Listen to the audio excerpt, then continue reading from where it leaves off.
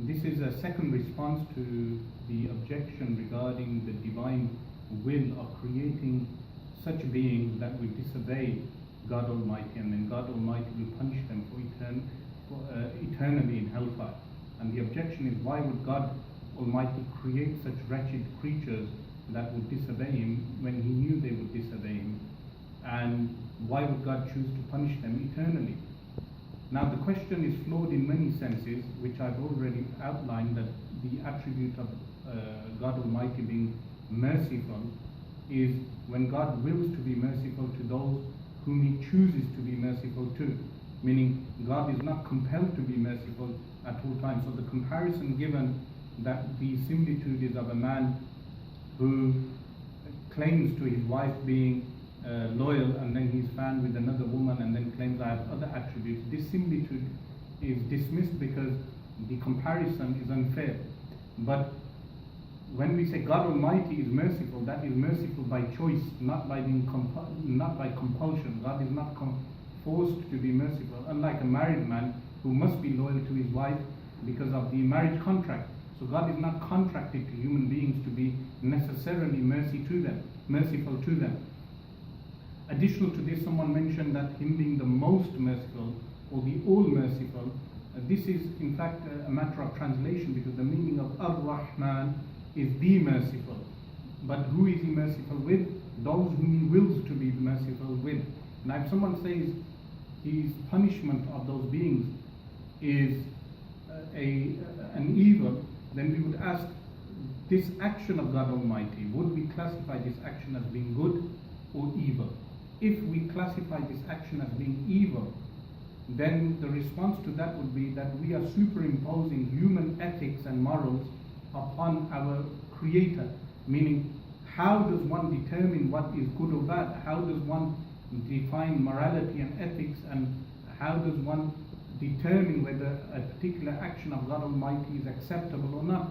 The response from Islamic theology would be that God does what He wills. Meaning, if God wills to create something and then that creature disobeys God Almighty and therefore is punished eternally in hellfire, this is the will of God Almighty, because we cannot superimpose our construct of thought. So the counter question is, why would God create us with this mind that we would think that this punishment is bad? But the response to that is that these things are subjective. For instance, if you travel back in time and you came across Hitler the baby, the child, if you killed Hitler, you will save him from the evil, meaning Hitler the baby, the child. If you killed him, you will save him from slaughtering 6 million Jews and Romanians and other people that he killed and causing World War II, and you will stop him from multiple evils. But again, if you killed him, you have killed a child.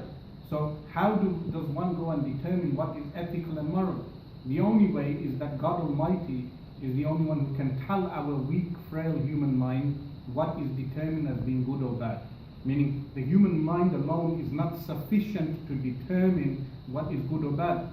God Almighty is the only one who can tell us that this thing is judged as being good and this thing is judged as being evil. So we cannot superimpose our morality or our ethics upon God Almighty. No, we follow divine revelation, and that divine revelation tells us what is good or bad. Otherwise, in some societies, cannibalism is deemed as being good. In other societies, cannibalism is deemed as being bad. So when God decided to create, God has willed to create human beings, He knew that despite having intellect, having freedom, and the correct message reaching them, meaning they do not have any societal pressures, no psychological issues, they still choose to disbelieve.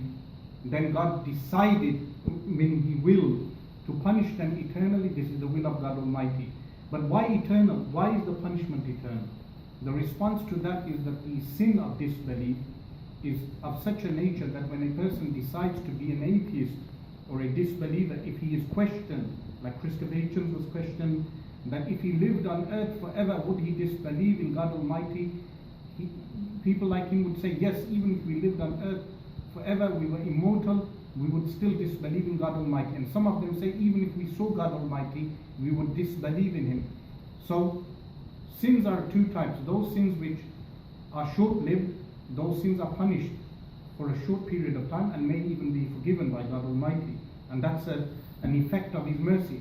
But a second, the nature of disbelief and those who are punished eternally is such that even if they lived on earth forever, they would still remain as disbelievers, therefore they are punished eternally also.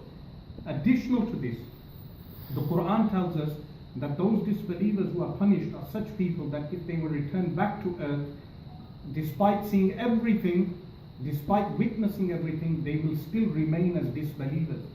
Additional to this, the Quran tells us that those who are being punished for eternally, those people will be such people, فَاعْتَرَفُوا بِذَنْبِهِمْ. They will accept that their punishment is valid. They will even acknowledge this thing in hellfire. Then the last point that was mentioned is, why would a God punish them with such fire that burns the skin, and then if someone burns their finger, they can't bear this pain, so why would God punish them eternally? What is not mentioned by the objector, the former Muslim, is that the bodies will be different to the bodies of this earth. So you cannot analyze the punishment, meaning even the fire is different to the fire of this earth, but likewise the bodies that are being punished in the hellfire are different to the physical bodies that we have on this plane. So the similitude is like a man who commits murder, and when he goes to jail, he accepts the punishment of the government because he knows he has done wrong. And that punishment, nevertheless, he must put up with that punishment because he is guilty. This is the similitude of the people of hellfire, that they had a simple choice.